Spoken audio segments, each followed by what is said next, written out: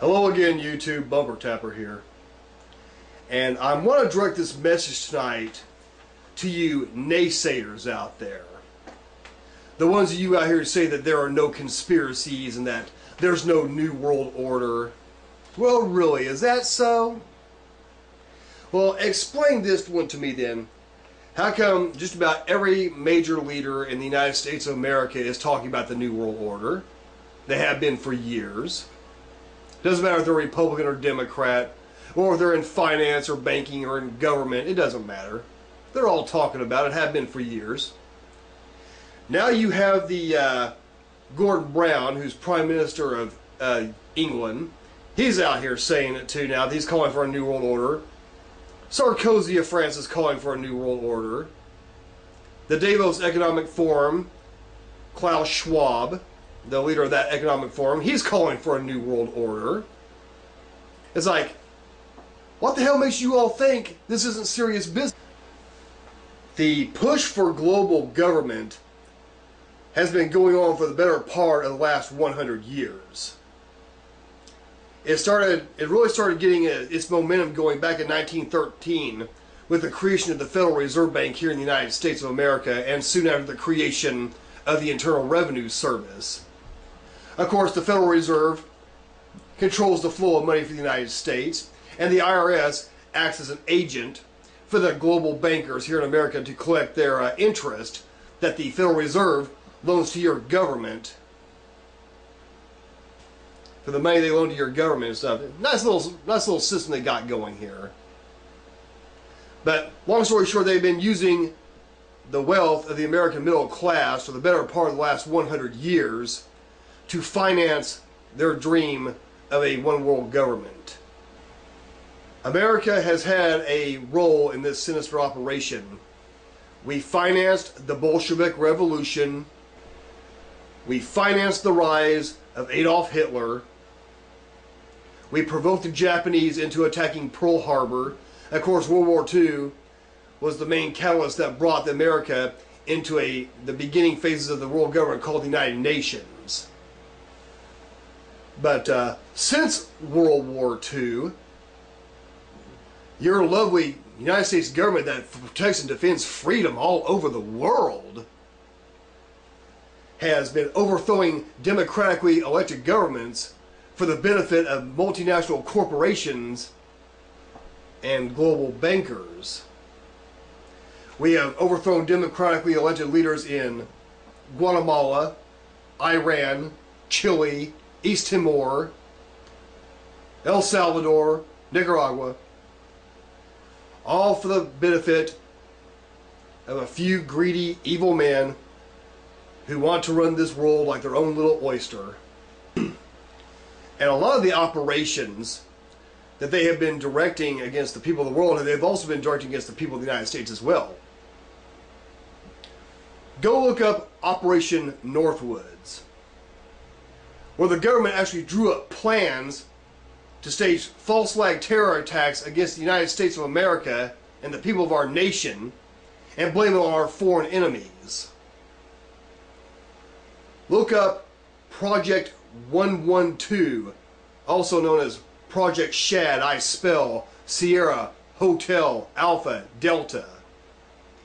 In this experiment, they sprayed chemical and biological agents on American military personnel, mainly Navy personnel, and civilians around the San Francisco, California area. And it is believed that thousands of American deaths have resulted from this blatant act of treason. But your government wants you to think that all your enemies are foreign. Then you can look at some of the PSYOP programs that have been delivered against the American people, like Project Mockingbird, Project Monarch. Basically, Project Mockingbird was a CIA operation to basically infiltrate and take control of your mass media here in the United States of America. You cannot tell me to believe the mainstream media when it's documented, declassified information that the CIA has made a point to control the media in this country through Project Mockingbird. when the head of the CIA gets up and says that anybody of any significance in the U.S. media is controlled by us, your ass had better be listening. Let's talk about one of the biggest conspiracy theories of all. September 11th, 2001. You want us to believe that 19 Arabs with box cutters overpowered 4 commercial airliners, caused NORAD to stand down. They crashed into these 2 towers with jet fuel and impact alone and brought down these 2 towers into their own footprint. And then World Trade Center 7, that wasn't even hit by a goddamn plane, with only a few small fires, fell conveniently into its own footprint also. And let's forget the fact that the BBC, Fox, and CNN all reported the collapse of World Trade Center 7 several minutes before it actually fell. You actually still see it in the newsreels in the background still standing after they reported it collapsed. Now, how did they know it was going to fall down? Give me an answer for that one. And now let's talk about another big giant conspiracy theory. Weapons of mass destruction in Iraq, and Saddam Hussein was an imminent threat to the whole world and our allies, and we just had to go in and stop him. He's working for the and you call us the goddamn conspiracy nuts. Now, I notice a lot of the criticism that me and my like-minded friends here on YouTube get is we always get the criticism we're told we're unpatriotic, we're told we don't love America and all that other nonsense, and you know damn good and well that ain't true. And usually the people saying it are these people who hide behind these little sock puppet accounts, you know, with no face, no picture, no friends, no videos favorited or anything like that.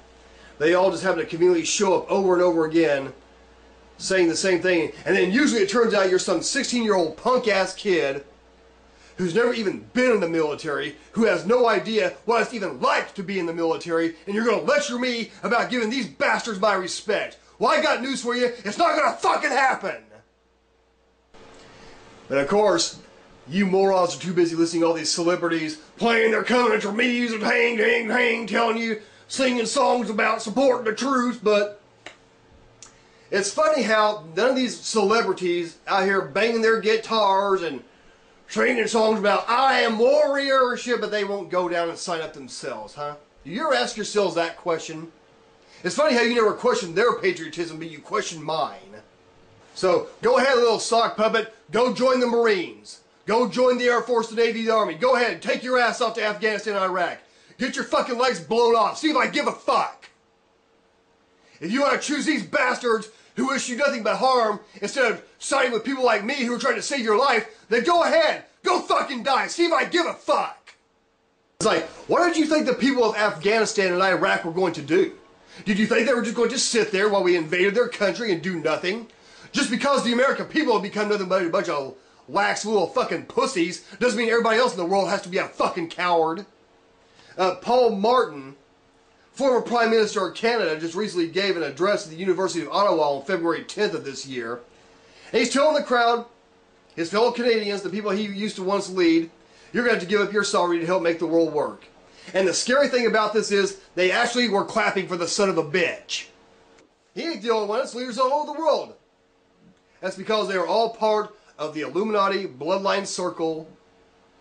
They are establishing their one world government, and now they have got their fill of the American middle class and other middle class societies around the world, and now they're done with you. It's bye-bye time. It's time to implement United Nations Agenda 21. They now want to eliminate 80 to 90% of the population on this planet.